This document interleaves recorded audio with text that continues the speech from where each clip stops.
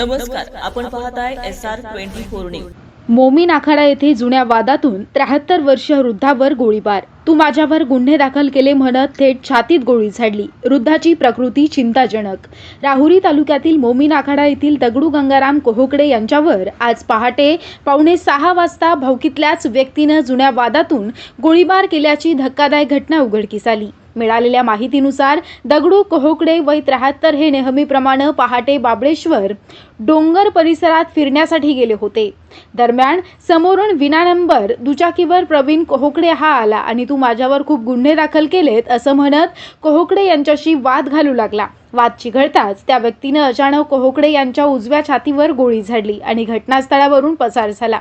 गोळीबाराची माहिती मिळताच नातेवाईकांनी तात्काळ घटनास्थळी पोहोचून कोहोकडे यांना बाळू वराळे यांच्या शिवाज्ञा रुग्णवाहिकेतून अहिल्यानगर येथील खासगी रुग्णालयात दाखल केलं।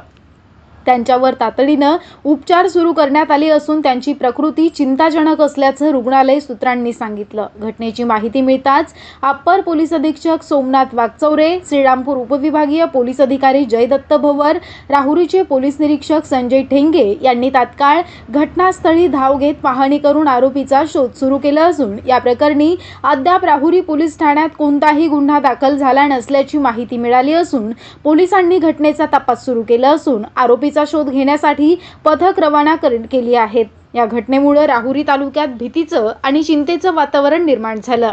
SR24 न्यूज करिता रमेश खेमनरसह सोमनाथ वाघ, राहुरी।